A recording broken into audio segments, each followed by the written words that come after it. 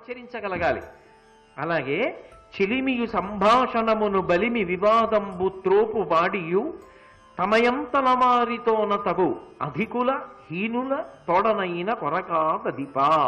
చెలిమియు స్నేహం చేసినప్పుడు ఎప్పుడూ కూడా, స్నేహమే కాదు ఇప్పుడు చెప్తున్నవేవున్నాయో ఇవన్నీ కూడా జ్ఞాపకం పెట్టుకోవలసిన విషయం ఒకటి ఉంటుంది.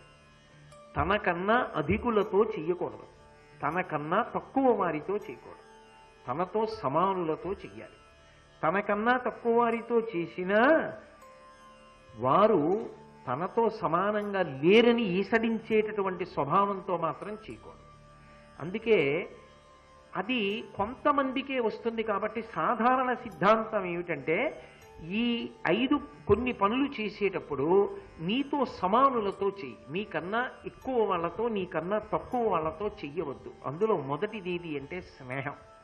అంటే నువ్వంటుకుందాం అనుకున్నా ఈయనతో నాకేమిటి స్నేహం అని అవతలవాడు అనుకుంటుంటే నువ్వు అంటుకోలేవు. అప్పుడు అది ఏమవుతుందంటే నీ మనసుకి బాధాకారకం అవుతుంది. నువ్వు ఆయన్ని అంటుకుందామని ప్రయత్నిస్తున్నావు, ఆయన వాడు నాతో స్నేహం ఏమిటి అని దూరంగా ఉంచుతున్నాడు అనుకోండి, సిగ్గు చెందుతావు, దాని వలన మనసు ఖేదపడుతుంది. అదే సమానుడైతే స్వాతంత్ర్యం ఉంటుంది. సంభాషణమును మాట్లాడేటప్పుడు అధికుల వద్దకు వెళ్ళి అధిక ప్రసంగం పనికిరాదు. మాట్లాడవద్దని కాదు, ఎక్కువ మాట్లాడేసేయకు. ఎందుకంటే అక్కడ నువ్వు వినవలసి ఉంటుంది. నువ్వు కూడా మాట్లాడచ్చు, ఎప్పుడు నీతో సమానులైనప్పుడు మాట్లాడు.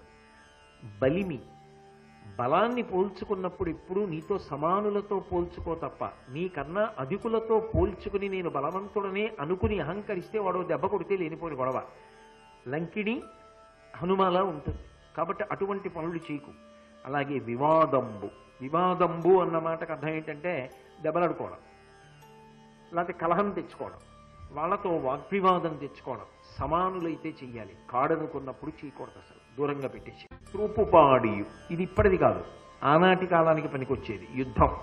యుద్ధం చేయవలసి వచ్చినా కూడా సమానులతో యుద్ధం చెయ్యాలి తప్ప అధికులతో చేస్తే మట్టు పెట్టేస్తారు. మహాభారతంలోని ఎన్ని ఉదాహరణలు ఉన్నాయి.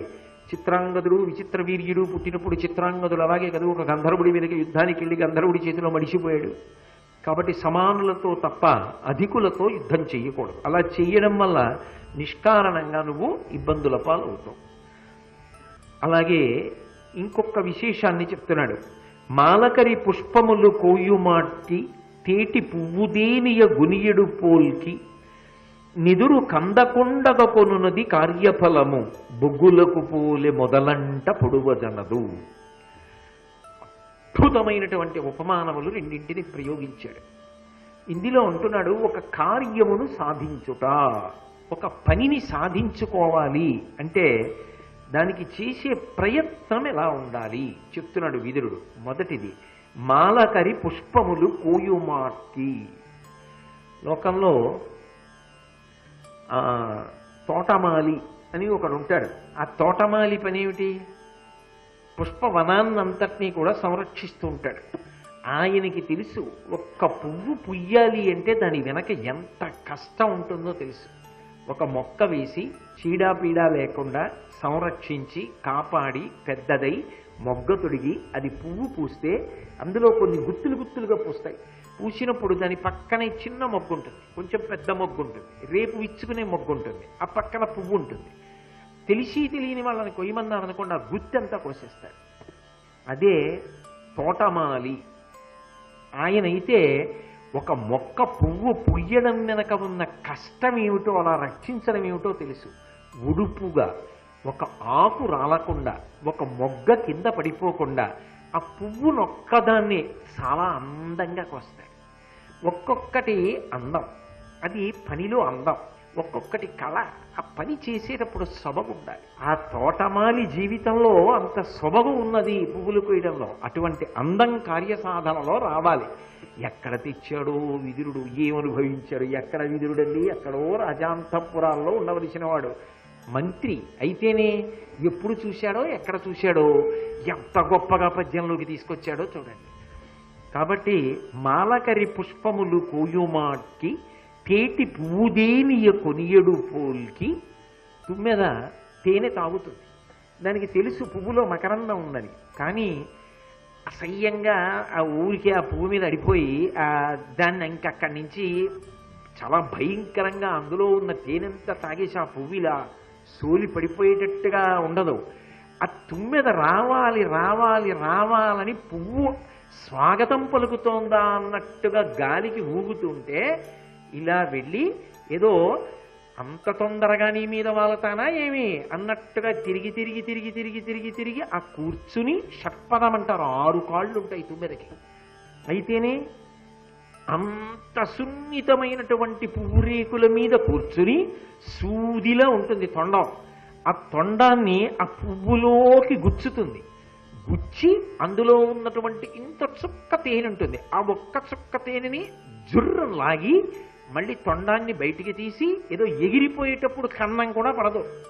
చక్కగా ఎగిరిపోతే వీడ్కోలు పలికినట్టుగా పువ్వు ఊగితే పువ్వులో ఉన్న మకరందాన్ని అంత సౌకుమార్యంగా తీసుకోగలిగిన తుమ్మెద యొక్క లక్షణం కార్యంలో ఉండాలి. ఓ పుస్తకం తీస్తే అలా ఉండాలి, చదివితే అలా ఉండాలి, వ్రాస్తే అలా ఉండాలి, మాట్లాడితే అలా ఉండాలి, నేర్చుకుంటే అలా ఉండాలి, అభ్యసిస్తే అలా ఉండాలి, నడిస్తే అలా ఉండాలి, కూర్చుంటే అలా ఉండాలి, సాధన చేస్తే ఏదైనా వస్తుంది. అది రాశీభూతమైన అందం. అది ఒక రామచంద్ర ప్రభు, రాముడు నడిచాడనుకోండి, అది సౌందర్యం, అది సీతమ్మ సౌందర్యం. అది బాహ్యమైన అందం కాదు, అసలు ఆ నడవడిలో, ఆ పని చేసే విధానంలో అందం అలా ఉంటుంది. కార్యం చేసేటప్పుడు అంటే ఏ పని చేసినా అలా ఉండాలి. కాబట్టి ఏ పని చేస్తున్నారు కాదు, అది చిన్నది కానివ్వండి పెద్దది కానివ్వండి, ఆ చేసే పని అంత అందంగా ఉండాలి. ఎంత గొప్ప ఉపమానాలు వేశాడండి. 2 పూల తోటకి పువ్వులకి సంబంధించినవి వేశాడు. అది విచిత్రం. ఒకటి తుంచుతున్నవాడు, ఆ పూలదండ కట్టేవాడు, పూల తోట రక్షించేవాడు. రెండోవాడు తుమ్మెద.